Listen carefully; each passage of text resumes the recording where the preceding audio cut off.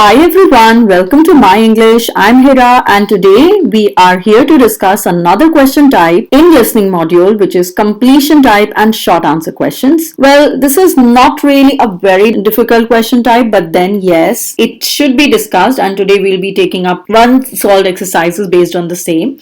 So let's get started with the completion type questions. In this lesson, we will be discussing the different question types of the completion type questions. We'll take a look at the tips. How should you address a particular completion type question, and we'll take up a solved exercise in the end. Types, it could be sentence completion, it could be notes completion, and it could be summary completion besides short answer type question. So this completion type can take the form of form, note, table, completion. It is important that you take a note of the instructions. Instructions means I'm specifically talking about the word limit. So do not ever exceed the word limit given in the instructions. You will be provided with 30 seconds for each set of questions. So use those 30 seconds given prior to playing the audio wisely to quickly read, understand the questions, and this helps you make a guess on what you might hear. So what you're doing is when you're reading is you're also trying to predict the answers. Okay. Of course, don't leave any question unattempted, unanswered. Make sure that you don't make any spellings or grammatical errors. If you write a wrong spelling, you will lose marks. Now, when it comes to summary completion, you should first look at the sentences. Try to understand the general meaning. Then, use the sentences to predict what you're going to hear. This will help you follow the listening and hopefully get the correct answers more easily, right? Next thing is you have to remember that the sentences are just paraphrases of what you will hear. So you will therefore need to think about what they might have changed the sentence. For example, the sentence might say, the dash family structure has changed greatly in the last 50 years. But in the listening, you might hear in the last half century, the nuclear family unit had been altered significantly. So you need to write nuclear family as your answer. So next you need to look at the gaps. Try to predict what the answer will be, right? You can predict what type of word will, fit grammatically, like verb, noun, adjective, and predict the content based on the other words around it. Then you should be also very careful not to go over the word limit. After you read the instructions, you've gone through the questions as well. So now you're fully prepared to listen and fill in the gap with the correct information. Now, let's take a look at the steps that you should be following to do the completion type questions. And like I said, this includes all the completion type questions. So the first thing you do is you read the instructions, especially for the word limit. And after that, you read the question carefully. Read for the keywords, that's important.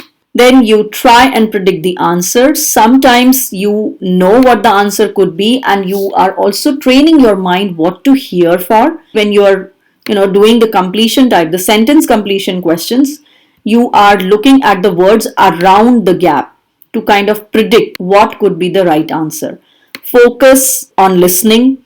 Don't get discouraged if you have lost one answer. Very important. Write the answer as spoken in the audio. Do not paraphrase your answers as you've listened to the audio.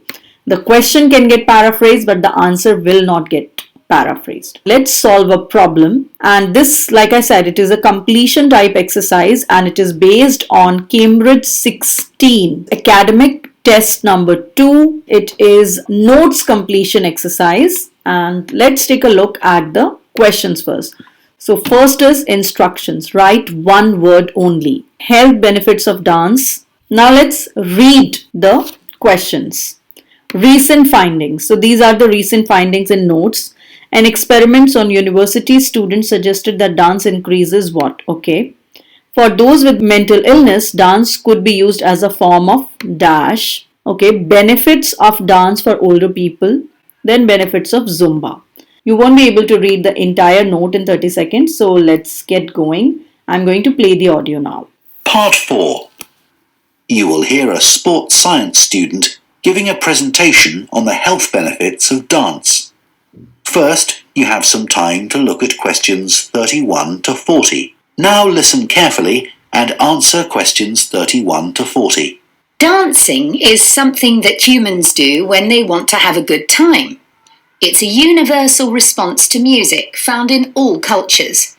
But what's only been discovered recently is that dancing not only makes us feel good, it's also extremely good for our health. Dancing, like other forms of exercise, releases hormones, such as dopamine, which make us feel relaxed and happy. And it also reduces feelings of stress or anxiety. Dancing is also a sociable activity, which is another reason it makes us feel good. One study compared people's enjoyment of dancing at home in front of a video with dancing in a group in a studio. The people dancing in a group reported feeling happier, whereas those dancing alone did not.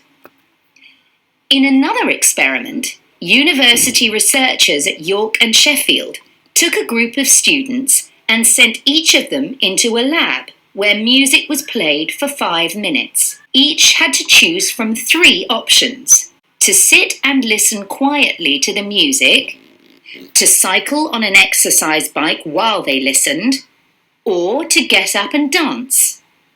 All were given cognitive tasks to perform before and after. The result showed that those who chose to dance showed much more creativity when doing problem-solving tasks. Dr. Lovett at the University of Hertfordshire believes dance could be a very useful way to help people suffering from mental health problems. He thinks dance should be prescribed as therapy to help people overcome issues such as depression. It's well established that dance is a good way of encouraging adolescent girls to take exercise. But what about older people? Studies have shown that there are enormous benefits for people in their 60s and beyond. One of the great things about dance is that there are no barriers to participation.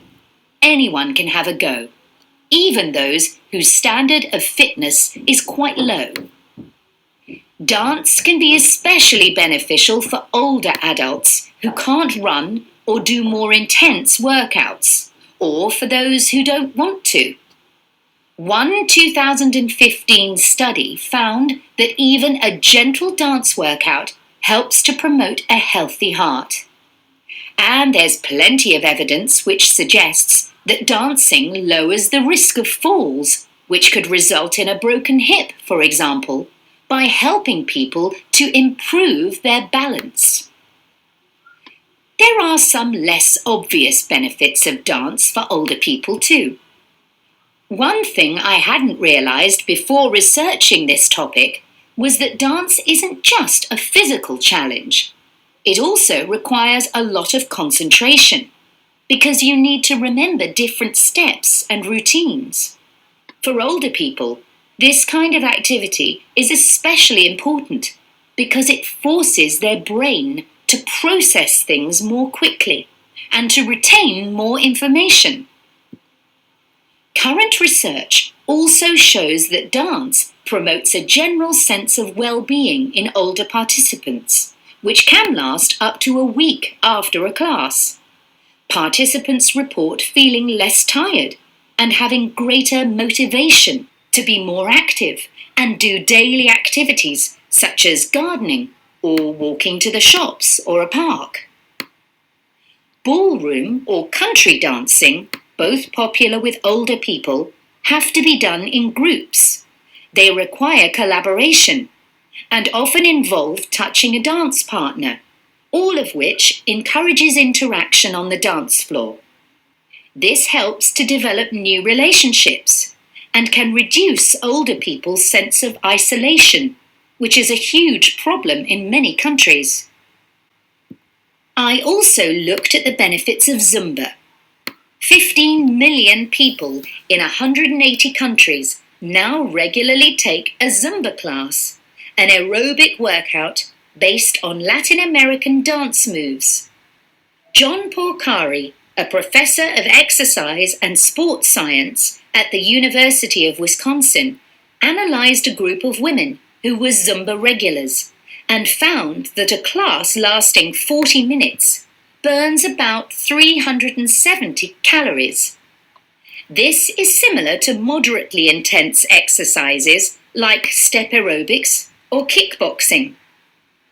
A study in the American Journal of Health Behavior showed that when women with obesity did Zumba 3 times a week for 16 weeks, they lost an average of 1.2 kilos and lowered their percentage of body fat by 1%.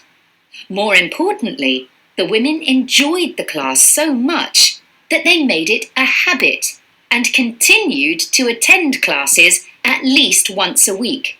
Very unusual for an aerobic exercise program.